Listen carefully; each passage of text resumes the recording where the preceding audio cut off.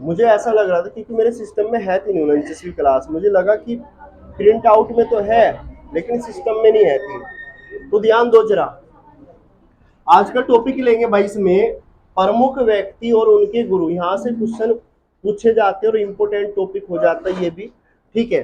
तो सबसे पहली बात कर लेते, सभी को पता होगा चंद्रगुप्त मौर्य। इनके गुरु का नाम था कौटिल्य।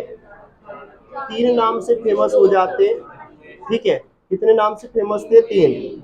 पहला नाम आता है कौटिल्य, चाणक्य, विष्णुगुप्त। इनके द्वारा एक पुस्तक लिखी जाती है अर्थशास्त्र। कितने खंडों में? हाँ, कितने खंडों में? 15 खंडों में लिखा जाता भाई अर्थशास्त्र। कितने खंडों में? 15, 7 में नहीं है, 15 खंडों में लिखा जाता है। और अगर बात करें हम यहाँ पे कि चाणक्य की, अगर मैं बात करूं, चाणक्य द्वारा लिखी गई एक पुस्तक जिसे हम कहते हैं अर्थशास्त्र, जो किस पर आधारित है? राजनीति। जिसमें हमें किसका वर्णन देखने को मिल जाता है? मौर्य साम्राज्य का। किसका वर्णन? मौर्य साम्राज्य का। तो यहाँ पे चंद्रगुप्त मौर्य के गुरु का नाम क्या था? चाणक्य। सिकंदर के बताओ। सिकंदर के गुरु हुए अरस्तु, और अरस्तु के हुए कौन? प्लेटो। अरस्तु के कौन हुए? प्लेटो। तो यहाँ पे ध्यान रखना जरा, अगर बात करें चंद्रगुप्त मौर्य के कौन हुए? चाणक्य। सिकंदर के हुए अरस्तु, अरस्तु के हुए प्लेटो, और प्लेटो के हुए सुकरात। यहाँ से क्वेश्चन पूछे जाते हैं और ये पांचों के पांचों क्वेश्चन पेपर में आए हुए हैं। पांचों क्या है? इंपोर्टेंट है, ठीक है। तो चंद्रगुप्त मौर्य के गुरु का नाम चाणक्य। चंद्रगुप्त मौर्य, चाणक्य। और अगर सिकंदर के अरस्तु, सिकंदर के अरस्तु, अरस्तु के प्लेटो, प्लेटो के सुकरात, और गांधी जी के गोपाल कृष्ण गोखले। गोपाल कृष्ण गोखले, बताओ जरा, गोपाल कृष्ण गोखले के कौन थे? गोपाल कृष्ण गोखले के हो जाते एमजी रनाड़े। एमजी रनाड़े। इसके बाद आ जाते हैं नेक्स्ट, यहाँ पे गोपाल कृष्ण गोखले के गुरु का नाम क्या था? एमजी रनाड़े। कबीरदास के? नहीं जी, कबीरदास के रामानंद। कौन थे? रामानंद। मीराबाई के? मीराबाई के रहदास, यानी रविदास, संत रविदास। अगर बात करें सुभाष चंद्र बोस के, हाँ जी, सुभाष चंद्र बोस के गुरु का नाम था चित्तरंजन दास। और स्वामी विवेकानंद के रामकृष्ण परमहंस। रामकृष्ण परमहंस। तो गोपाल कृष्ण गोखले के एमजी रनाड़े, गोपाल कृष्ण गोखले, एमजी रनाड़े, कबीरदास रामानंद, कबीरदास रामानंद, मीराबाई रहदास, मीराबाई रहदास, सुभाष चंद्र बोस, चित्तरंजन दास, स्वामी विवेकानंद, रामकृष्ण परमहंस, रामकृष्ण परम। चंद्रगुप्त मौर्य, चंद्रगुप्त मौर्य, सिकंदर, सिकंदर। अगर पूछ ले अरस्तु के, प्लेटो के, प्लेटो के सुकरात, गांधी जी के गोपाल कृष्ण गोखले, कबीरदास, कबीरदास, मीराबाई, मीराबाई रहदास या संत रविदास, सुभाष चंद्र बोस, सुभाष चंद्र बोस, स्वामी विवेकानंद, रामकृष्ण परमहंस, स्वामी विवेकानंद, रामकृष्ण परमहंस, स्वामी विवेकानंद, रामकृष्ण परमहंस। सूरदास के गुरु, सूरदास के वल्लभाचार्य, सूरदास के वल्लभाचार्य। तुलसीदास नरहरिदास, तुलसीदास नरहरिदास। बिरसा मुंडा, बिरसा मुंडा आनंद पांडे, बिरसा मुंडा आनंद पांडे। दयानंद सरस्वती ब्रजानंद, दयानंद सरस्वती ब्रजानंद। गौतम बुद्ध के अलार कलाम, गौतम बुद्ध के अलार कलाम। पहले गुरु यही तो थे ना के? तो यहाँ पे बताओ अच्छा जरा, चंद्रगुप्त मौर्य, चंद्रगुप्त मौर्य, सिकंदर, सिकंदर। अगर पूछ लिया जाए प्लेटो, प्लेटो के, अरस्तु के, गांधी जी के, गांधी जी गोपाल कृष्ण गोखले, गांधी जी गोपाल कृष्ण गोखले, और गोपाल कृष्ण गोखले एमजी रनाड़े। कबीरदास, कबीरदास।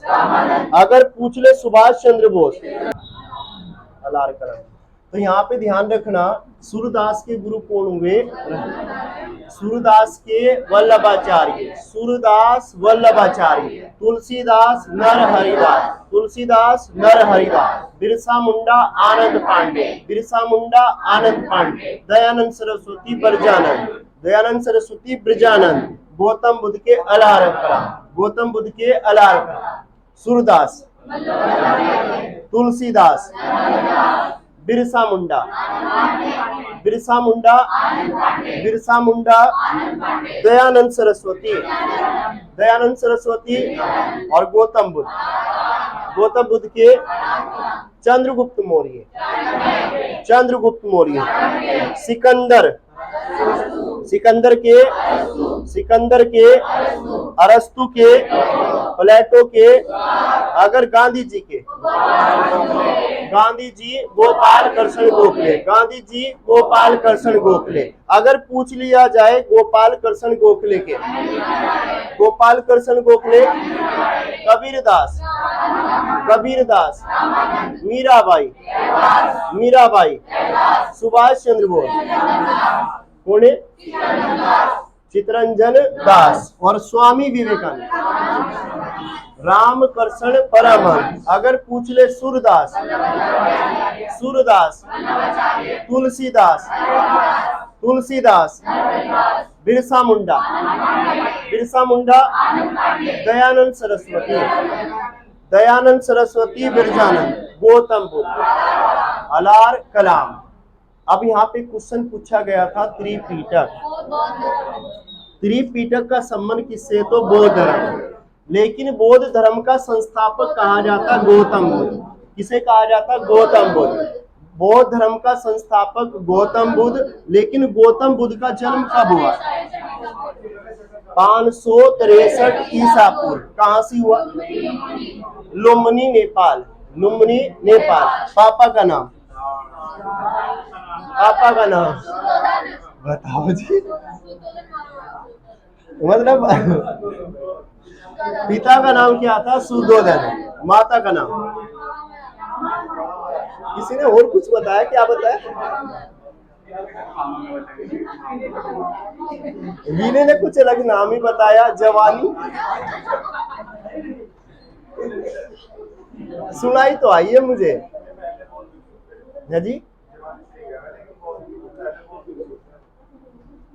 बौद्ध भिक्षु, वो तो जामिल है। मुझे सुनाई दिया जवानी।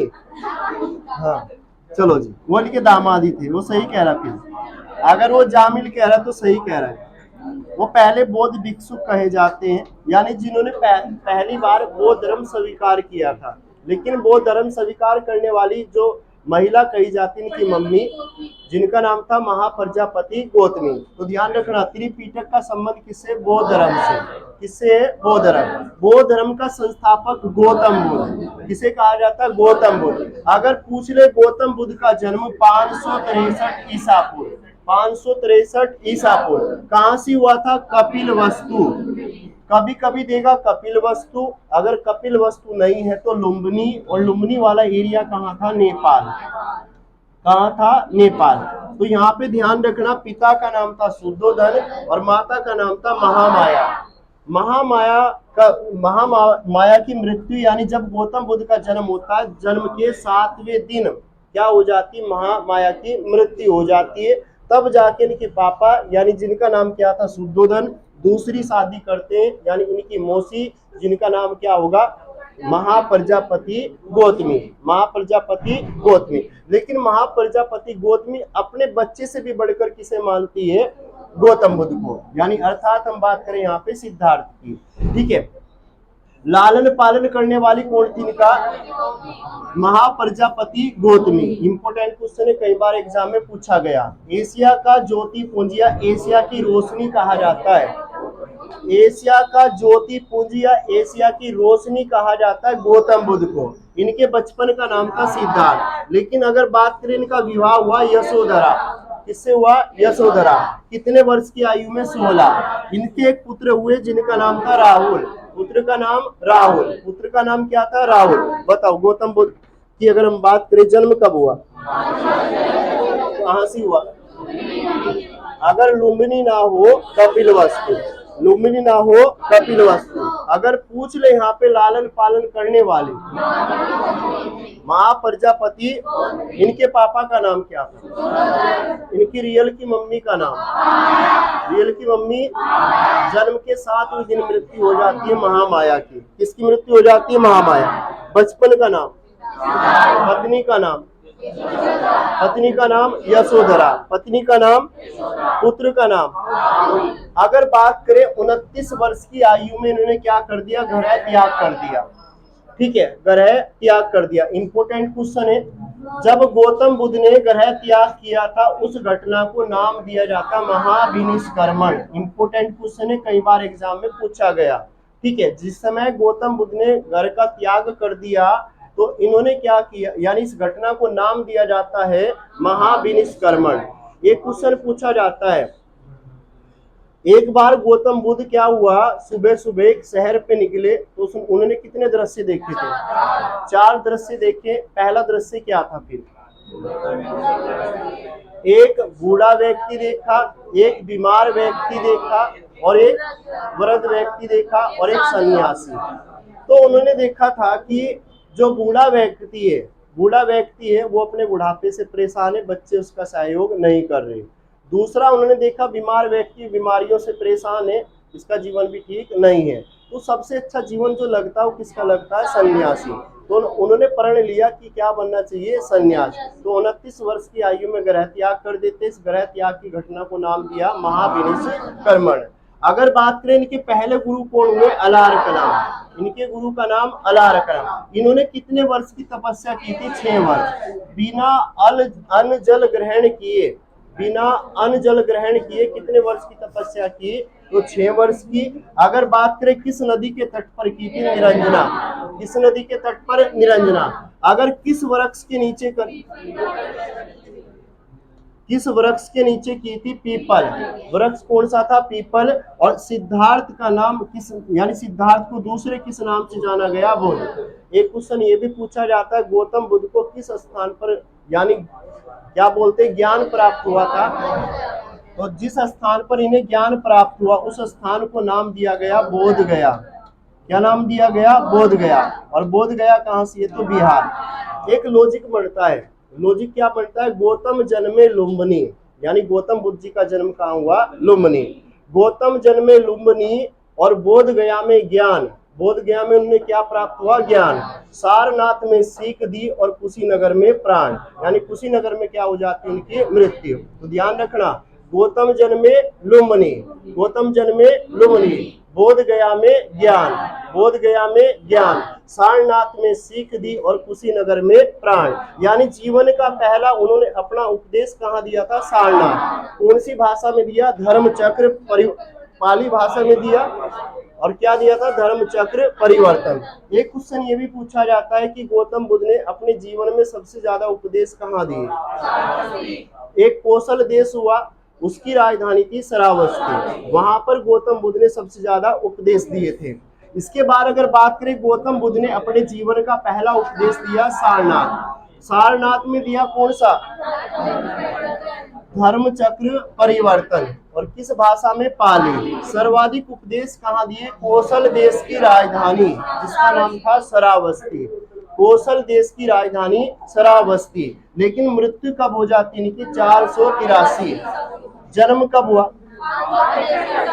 जन्म 563, जन्म 563, मृत्यु 483 ईसापुर, 483 ईसापुर। अगर पूछ ले कहां से हुआ था? कुशीनगर।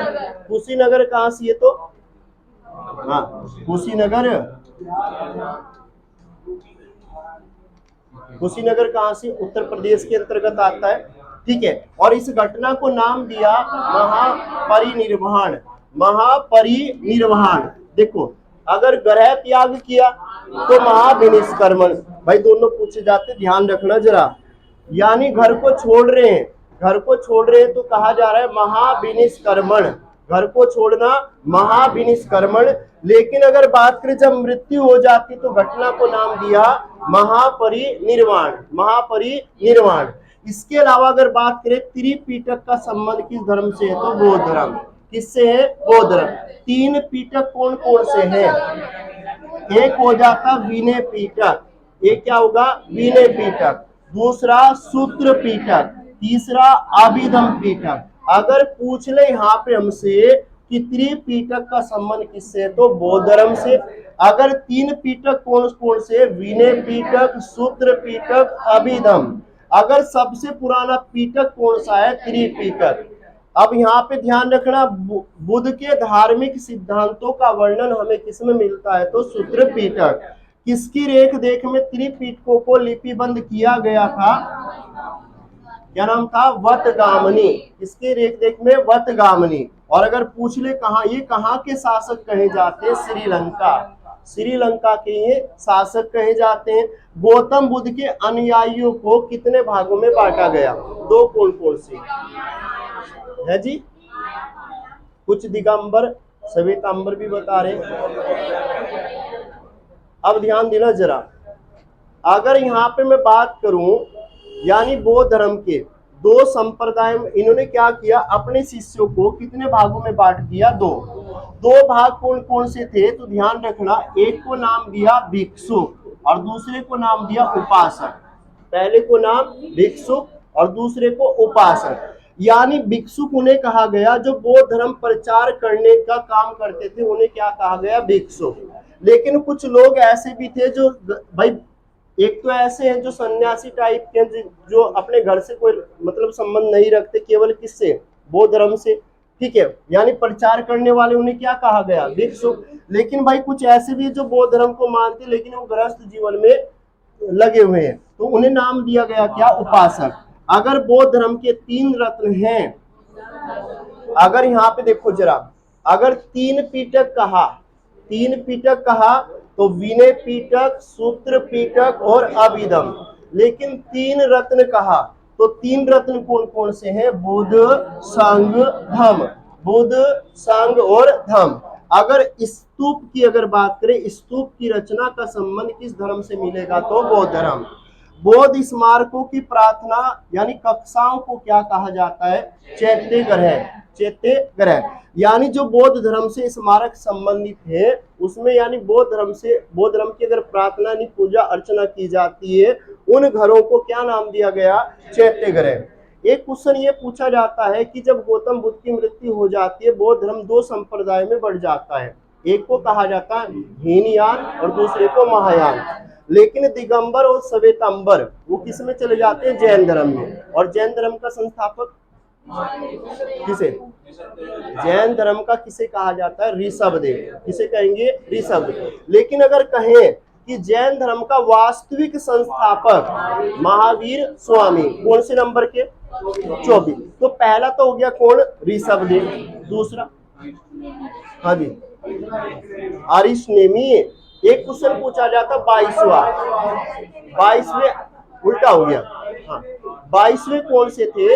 अरिष्टनेमी, जिन्हें कहा जाता नेमिनाथ। क्या बोलते हैं? नेमिनाथ। इसके अलावा अब यहां से भी क्वेश्चन पूछा जाता, ध्यान देना जरा, चार बौद्ध क्या होती है? चार बौद्ध सभाएं होती है। चार बौद्ध सभाएं होगी। यहाँ से क्वेश्चन इंपोर्टेंट है, पूछा जाता है। चार बौद्ध सभाएं, एक तरफ तो हमने लिख रखा है यहाँ पे स्थान, दूसरी तरफ शासक और तीसरी तरफ अध्यक्ष। यानी अगर कहा जाए कि पहली बौद्ध सभा कहाँ होती है, या पूछ लेगा किस शासक के समय हुई, उस समय राजा कौन था और उस सभा की अध्यक्षता किसने की थी। ये चार क्वेश्चन यहाँ से पूछे जाते हैं, ध्यान देना जरा। पहली बौद्ध सभा होगी राजगृह। पहली कहाँ होगी? राजगृह। दूसरी वैशाली, तीसरी पाटलिपुत्र और चौथी कुंडलवन। कुंडलवन कहाँ पड़ता है? कश्मीर। कुंडलवन कहाँ से है तो कश्मीर। तो पहली बौद्ध सभा कहाँ हो रही? पहली राजगृह, दूसरी वैशाली, तीसरी पाटलिपुत्र, चौथी कुंडलवन। पहली कहाँ हो रही? पहली, दूसरी, तीसरी, चौथी, पहली कहाँ होगी? पहली, दूसरी, तीसरी, चौथी। कुंडल वन कश्मीर। विनय कुमार बता जरा पहली कहाँ होगी? है जी राजगृह, दूसरी, तीसरी पाटलिपुत्र और चौथी कुंडल वन। कुंडल वन कहां से? तो कश्मीर। तो ध्यान रखना, पहली बौद्ध सभा राजगृह, दूसरी वैशाली, तीसरी पाटलिपुत्र, चौथी कुंडल वन। पहली कहां हुई? पहली, दूसरी, तीसरी, चौथी पहले नंबर पे, दूसरी, तीसरी, चौथी कुंडल वन। बताना जी पहली कहां बताई? दूसरी, तीसरी, चौथी। ठीक है, कहां गई? खड़ी हो जा। स्वाति सिंह। हाँ ठीक है।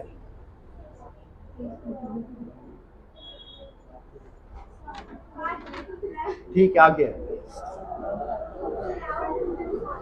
कुंडल सा। यू कह रही है क्या है वो कुंडल सा? बैठ जरा। तो पहली कहां से हो रही है? दूसरी, तीसरी। अब ध्यान रखना, एक लॉजिक बता रहा हूं, इन्हें याद रखना। तो कैसे याद रखो? ये सब तो याद रख ही सकते हो। पहली राजगृह, दूसरी वैशाली, तीसरी पाटलिपुत्र, चौथी कुंडल वन कश्मीर। चौथी कुंडल वन कश्मीर। पहली किस राजा के समय हुई? अजातशत्रु। पहली अजातशत्रु, दूसरी काल अशोक, दूसरी काल अशोक, तीसरी अशोक, चौथी कनिष्क। पहली किसके? पहली, दूसरी, तीसरी, चौथी। पहली किसके समय? पहली अजातशत्रु। पहली, दूसरी, तीसरी, फिर पहले नंबर पे दूसरी काल अशोक, तीसरी, फिर। तो हमने पढ़ा 4 बौद्ध सभाएं हुई। पहली राजगृह, दूसरी,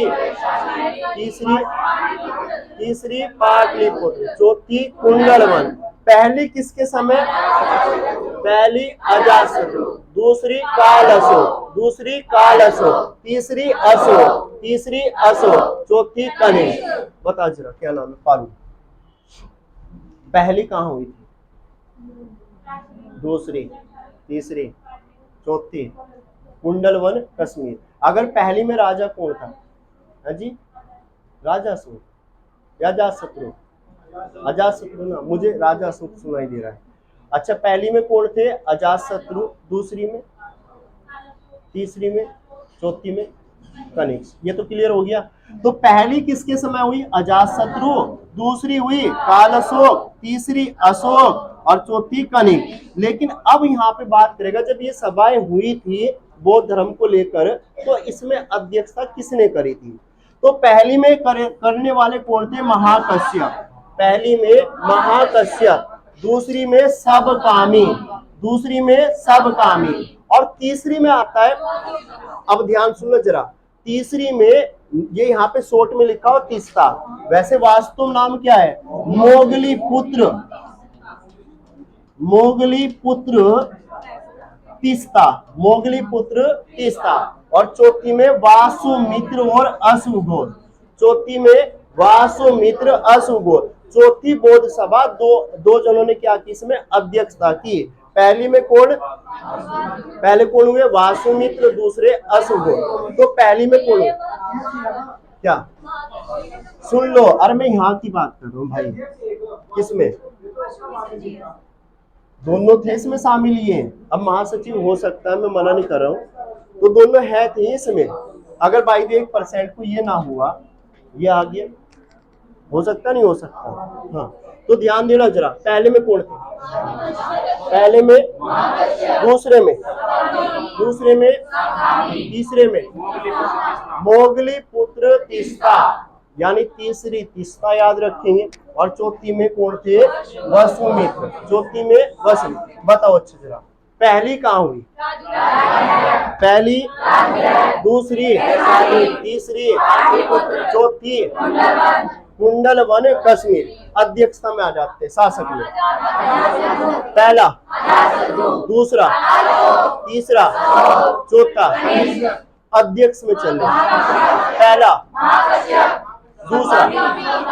दूसरा सब कामी, और तीसरा तिस्ता, तीसरी से तिस्ता, और चौथी में वासुमित्र, और साथ में अशुभगोण। वासुमित्र और अशुभगोण याद हो गया। आगे चले, अब बात कर लेते हैं दिल्ली लाल किला, या दिल्ली का जो लाल किला है उसका निर्माण किसने कराया? किसने करवाया? शाहजहां ने। आगरे की जामा मस्जिद। हाँ जी, अब ध्यान रखना जरा इसका। अगर कहता है दिल्ली की जामा मस्जिद, दोनों चीज अलग है। अगर कहता है दिल्ली की जामा मस्जिद, तब तो चले जाते हैं शाहजहां पे। लेकिन आगरे की जो जामा मस्जिद है, जहां आरा बेगम अर्थात किसकी पुत्री है ये? शाहजहां। अच्छा बताओ जरा, शाहजहां की टोटल कितनी संतान हुई? 14। कितनी संतान? जीवित कितनी थी? 7 में पुत्र कितने?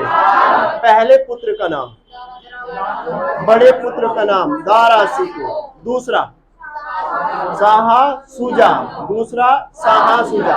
तीसरा औरंगजेब। और चौथे नंबर कौन था? चौथे नंबर पे मुराद। चौथे नंबर पे मुराद। अगर पूछ ले पुत्री कितनी? पहली का नाम क्या नाम था? दूसरी का रोशन आरा। दूसरी का नाम रोशन आरा। तीसरी का गोहरा। नाम भी बढ़िया बढ़िया नाम है ना। सब में आरा लगा हुआ है ना। सब में आरा लगा हुआ है।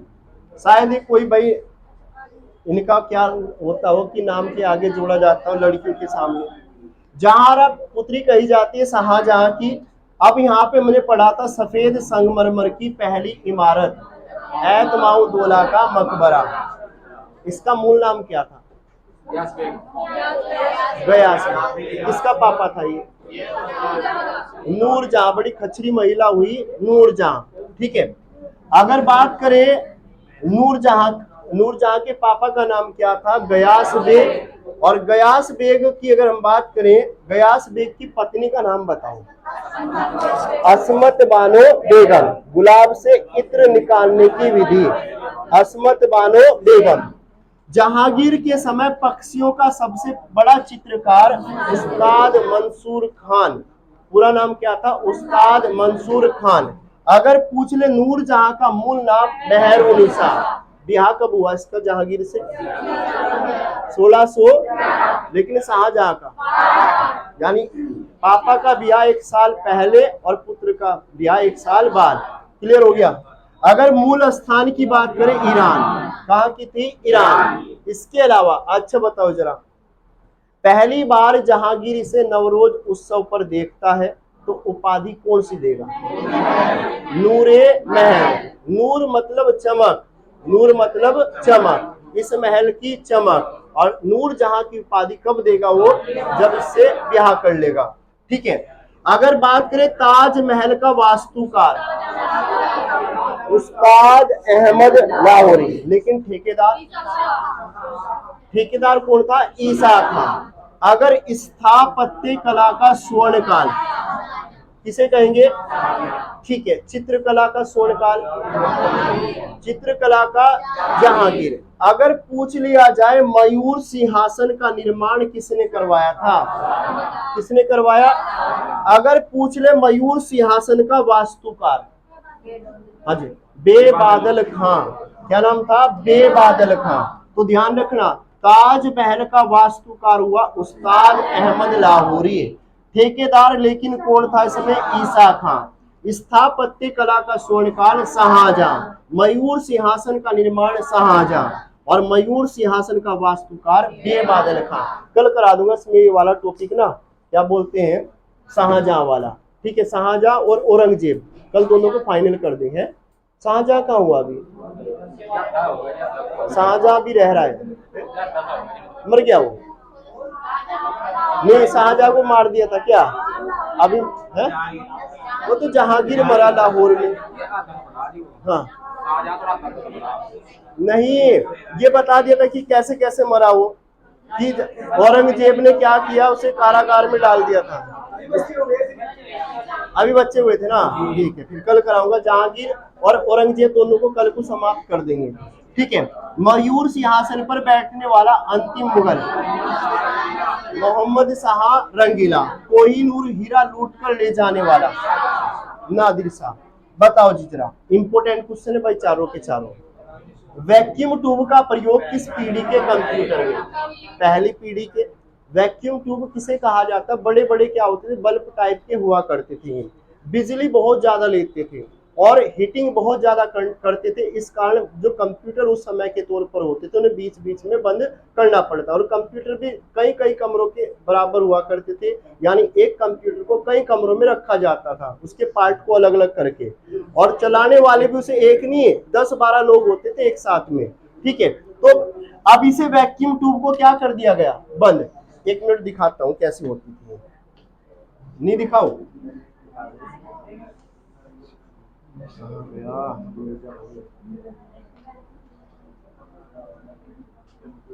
कहीं देखना इसमें कंप्यूटर का फोल्डर है क्या? नहीं है इसमें, बाद में कभी दिखा देंगे, बीच में लगा देंगे। ठीक है, वैक्यूम ट्यूब की बात करें तो पहली पीढ़ी के उसमें आया ट्रांजिस्टर, यानी वैक्यूम ट्यूब को हटाया, उसकी जगह छोटा पार्ट लेके आए ट्रांजिस्टर। ठीक है, अगर ट्रांजिस्टर किसका बना होता है? सिलिकॉन। फिर इसके बाद ट्रांजिस्टर को हटाया, हाँ जी क्या, सुनो, इसमें भी इसी का प्रयोग किया जाता है, सिलिकॉन का ही।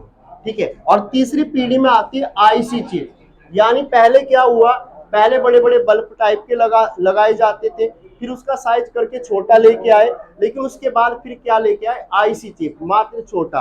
अब क्या लेके आए? Micro processor. ठीक है, अब ध्यान रखना, इसके बाद अगर पूछ ले माइक्रो प्रोसेसर कौन सी पीढ़ी में आता है? चौथी। और अब क्या आता है इसके बाद सबसे एडवांस? ULSI, यानी 5वीं पीढ़ी में आता है। और इसके बाद आता है कंप्यूटर दिवस का मनाते हैं 2 दिसंबर, कंप्यूटर दिवस 2 दिसंबर। तो पहली पीढ़ी में क्या लाए? वैक्यूम ट्यूब, पहली पीढ़ी में वैक्यूम ट्यूब, दूसरी में ट्रांजिस्टर, तीसरी में आईसी चिप, और चौथी में माइक्रो प्रोसेसर। और इसके बाद क्या आता है? ULSI। इसका पूरा नाम क्या है? अरे नहीं, हाँ बिल्कुल बिल्कुल, अल्ट्रा लार्ज स्केल लोकेटर, ये इसका पूरा नाम है। यानी अब ये बहुत छोटा कर दिया। और कंप्यूटर दिवस कब मनाते हैं? 2 दिसंबर। इसके बाद अगर बात करें पहली पीढ़ी के कंप्यूटर में किस भाषा का प्रयोग किया गया था? बताओ जरा। हाँ जी, तो पहली पहली जो पीढ़ी का कंप्यूटर था उसमें भाषा कौन सी लाई गई? मशीनरी। दूसरी पीढ़ी में लाई असेंबली, तीसरी में उच्च स्तरीय भाषा, और चौथी पीढ़ी में डोमन पर आधारित थी। पांचवी में आती कृत्रिम बुद्धिमत्ता, पांचवी में कृत्रिम बुद्धिमत्ता। तो इम्पोर्टेंट सबसे ज्यादा ये पूछा जाता है पहली पीढ़ी के कंप्यूटर में कौन सी भाषा लाई गई थी? मशीनरी। इसके बाद अगर बात करें, यहाँ पे इम्पोर्टेंट है भाई, जरा एक बार पहले भी करा रखी है। ठीक है, तो 4 बिट में, यानी 4 बिट का मतलब हो जाता है यहाँ पे binary digit. Binary digit question पूछा गया था कि 4 बिट में कितने निब्बल होते हैं? हाँ जी, 4 बिट में कितने निब्बल होंगे? तो 1, यानी 4 बिट कंप्यूटर मेमोरी की बात करें हम यहाँ पे, तो 4 बिट जुड़ेगी तो क्या बनता है? 1 निब्बल। क्या जुड़ेगा? 1 निब्बल। यहाँ से क्वेश्चन कई बार एग्जाम में पूछा गया कि 1 निब्बल में कितने बिट होते हैं, तो हम कहेंगे 4। कितने होंगे? 4, सबसे इंपोर्टेंट कर देना। और 8 बिट जुड़ते हैं तो क्या बनता है? 1 बाइट। 8 बिट जुड़ेंगे तो 1 बाइट, ये भी कई बार पूछा गया। और वेरी वेरी इंपोर्टेंट, अगर पूछता है 1 किलोबाइट में कितने बाइट होते हैं? 1024। कितने होंगे? 1024। अब देखो, इनमें हम क्या देख रहे हैं? सब में 1024। ठीक है, तो इन्हें तो याद करने की जरूरत है नहीं, वैसे मैंने इसमें लगा दिए। अब इसे याद कैसे करना चाहिए? ये तो भाई हमेशा, ये तो कॉमन है, ये तो हमेशा याद रखना ही रखना। ये तीनों तो पूछे ही पूछे जाते हैं, कभी कभी इससे बड़ी इकाई भी पूछता है। तो इसमें एक लॉजिक याद रखना, बीबी की मैगी टेप में एक साथ जय बोली, बीबी की मैगी टेप में एक साथ जय बोली। सबसे छोटी इकाई हम क्या देखते हैं, बिट, सबसे छोटी इकाई बिट। यानी अगर मैं कहूं 8 बिट जुड़ते हैं, है ना, 8 बिट जुड़ेंगे तो क्या बनेगा, 1 बाइट बना, 1 बाइट बनेगा नहीं बनेगा, 1 बाइट बना। यानी यहाँ पे बीबी का मतलब क्या, bit, byte, kilobyte, megabyte, gigabyte, terabyte, petabyte, ठीक है। और साथ में इसके बाद अगर एक्साबाइट, फिर क्या आता है एक्साबाइट, और साथ का मतलब यहाँ पे थोड़ा सा से सजाने के लिए जय का मतलब हो जाता है जेटा और योटा, जेटा और योटा। तो यहाँ से क्वेश्चन पूछे जाते हैं, वो डायरेक्ट पूछता है कि अगर 1024 गीगाबाइट 1024 गीगाबाइट को जोड़ दिया जाता है तो क्या बनता है, तो हम कहते हैं टेराबाइट। क्या बनेगा, टेराबाइट।